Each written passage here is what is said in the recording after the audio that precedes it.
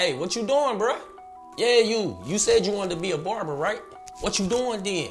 Why you still looking through YouTube videos? I need you to stop what you doing, man. For real, you need to stop what you doing, get out here and get active, bruh.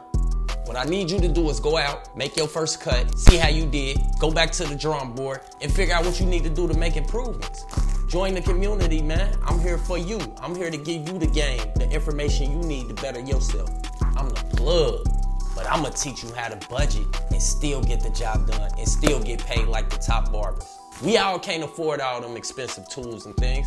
So when you start off, you gotta start off doing what you do and use what you got and use the money you got.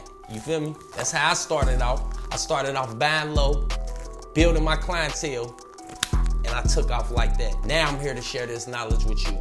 Please come and see your boy, Nova the Barber. Checking out. Still want all the checks, collecting debt you niggas took from me. Shaping season, breaking knee, don't try to look for me. Ducked off with a thought, I'm getting top and now she hooked to me.